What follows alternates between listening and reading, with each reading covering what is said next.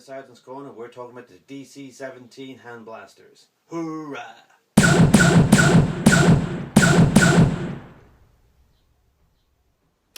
Okay guys, so before I show you how I made these wonderful DC-17 blasters in the upcoming video, I just want to show you something, okay? Now first of all, there is many more parts to go onto this blaster, but I want to tell you a little bit of history behind them before I started to do them up, okay? A very nice guy in the US who does 3D printing was trying to sell off this guy. Basically, he had set up his printer wrong and he had printed the blaster for a customer, and of course the print is not perfect, so he wasn't going to sell it, or said it wasn't going to pass it on to the customer who had bought it, and he's putting it up for sale for literally $5 or something like that. I can't remember what it was now, but it was dirt cheap, and I decided I was going to jump on it because I thought, well, I've always wanted one of these Battlefront DC-17s, and so I thought, well, something I'll play around with. I want to put some stuff into it, and I told him what I wanted to do. He knew that I made YouTube videos, so he said, hey, why don't you show the comparison of what a good 3D print looks like compared to a bad one. Okay, so first of all, if you've ordered something in basically that's been 3D printed and it comes like this, okay, this is not a proper print, okay. Basically it's where the basically the printing settings have not been done properly, okay. Now, this is a solid print, there's nothing wrong with it, but the finish on it is absolutely terrible, as you can see. And don't worry, I knew this was the way it was before I bought it, so nobody needs to be in the comment box below. I bought this as something to play with and to make a hero prop, not a hero prop, a stunt prop out of. Okay, so you can see how badly that is printed. Okay, now I'm going to show you a good print. Now you can, okay, yes, it's a different color, but you can see the difference in the finish. How smooth it is. Yeah, you still got some print lines, but still, to get this ready, it's just going to be a bit of light sanding, primer, and then a few coats of paint, and this thing is going to buff up beautifully. Okay, that is the difference. If I put these side by side, you can see the difference in print quality straight away. Okay, I just wanted to show you that. Here's the actual handle piece as well. The detail just pops out on this guy completely. It is absolutely beautiful compared to this one, which is all fuzzy.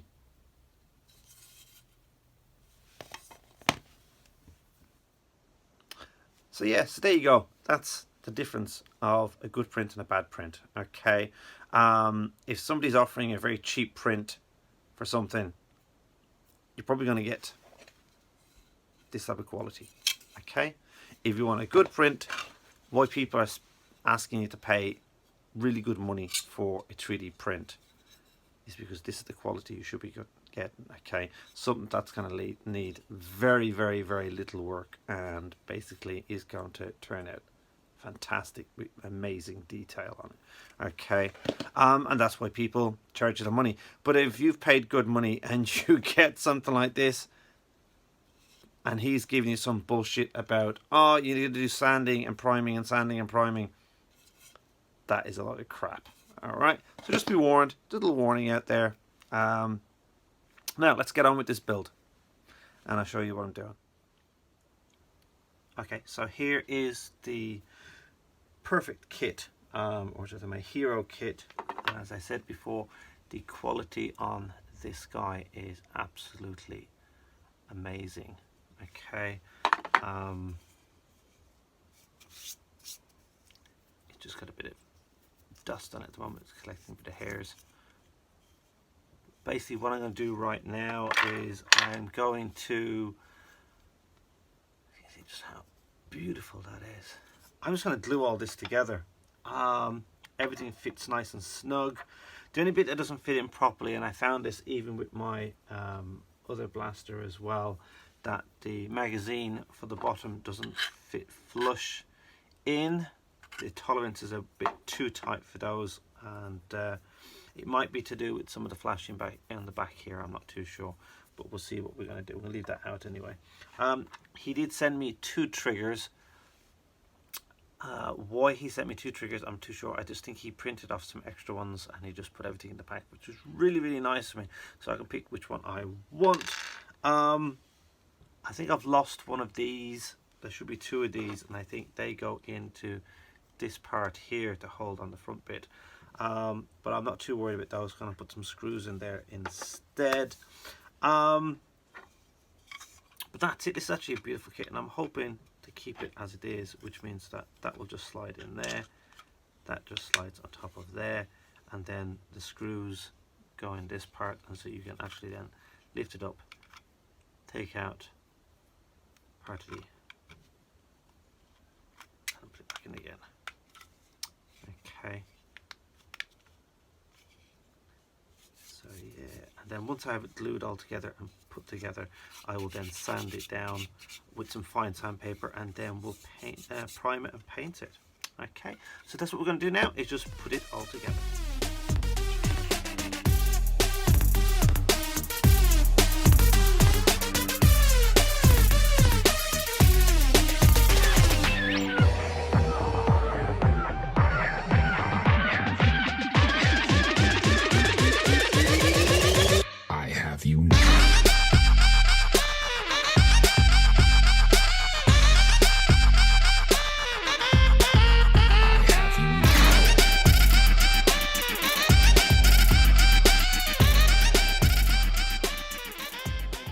Type of glue I'm using. I'm just using a generic CA glue that we can get here. It's super strong adhesive that we can get here in Japan.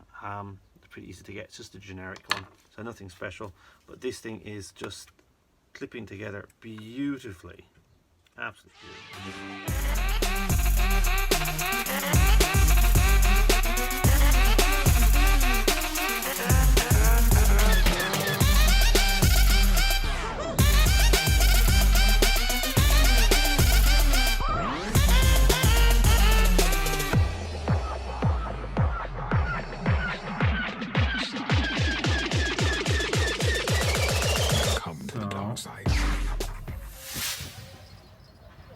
Several coats later, she's nicely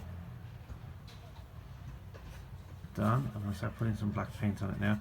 Not worried about this bit, I have something special to do with that, and I'll show you later on. But first I need to get 1 coat of black paint on this to see how she's going to go. Let's do the part there. Okay, so let's get some black paint on this. Right, so here she is. This is many coats of paint later. Okay, so this has had, how many now? Ooh, it's had about 5 coats of under primer, which is then being sanded down again, and then it's had about another 5 coats of black acrylic paint sprayed onto it as well, and she has turned out really, really nice. You can just about still see some lines, but otherwise she has absolutely turned out beautiful. Okay, I think she's a lovely finish on it, and as I said, this is going to be my hero prop. So if I'm doing any type of photographs, portraits, or anything like that, or just up close with people, this is the one that I'll be using. Alright, this does still open up, but as you see, it's such a tight fit that it's not going to be practical to be using it.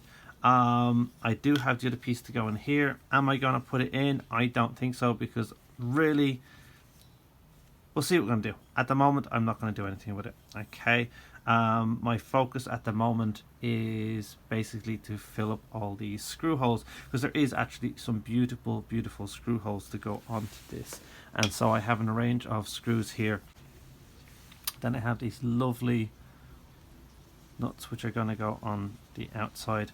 They'll give me enough purchase to hold the top piece on, and if I want to I should be able to open it as well.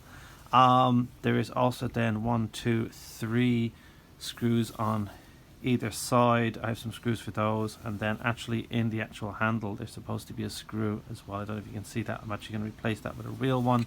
There's one for each side. And then, as I said, because this is kind of my hero one, I'm going to put another screw just in here.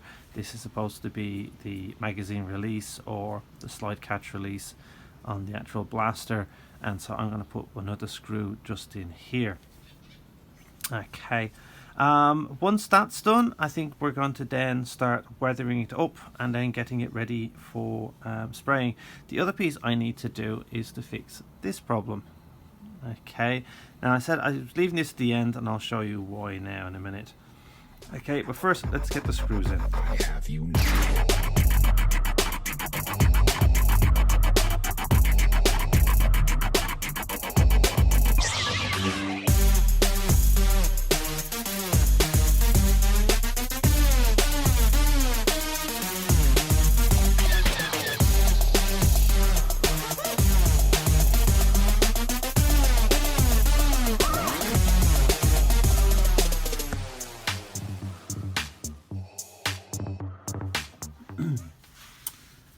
So now I promised you I was going to tell you what I was going to do with this, and what I'm going to do is I'm going to put some UV resin on it. Okay, this is hard UV resin, and we're just going to spread it on, stick it in the sun, and we should be fine. Okay.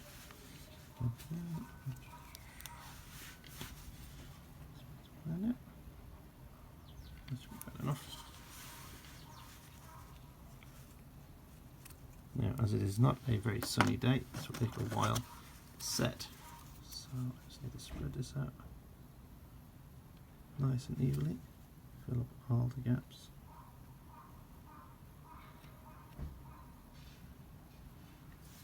What's great about this is that if it doesn't fill everything the first time, you can just put another layer on, and that's it. Just keep going until it's nice and smooth. You can also sand it.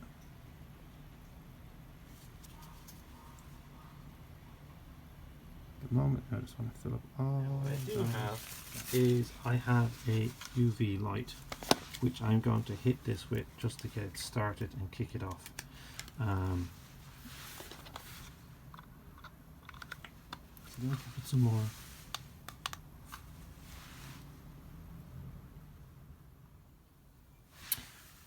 Right, okay, so we've let the resin cure in the sun. It gives us a nice now finish. We're just going to give that a quick coat of paint. So we're going to mask it up, give it a quick coat of paint, and we'll get back to you, okay? So there you have it. That's my DC-17 blasters. As you can see, it looks pretty good. It turned out really nice. I did put a little bit of weathering on it. It still opens up. I did get round to making the little power cartridge that goes on the top, and she has no problem. She's not going to fall out. As for my stunt blaster, if you're wondering how I got to look as good as it is, basically I covered it in UV resin, sanded it down, gave it plenty of primer and paint. The UV resin helped fill in all the gaps and blemishes on the actual blaster, and she's turned out pretty nice. She'll spend most of her time living in a holster on my new costume, which I'll be making up soon.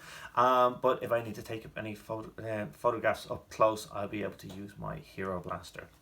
Alright, I hope this has been helpful for anybody out there building their own DC-17 blasters. Please check out my other videos, please like and subscribe, and as always, may the force be with you.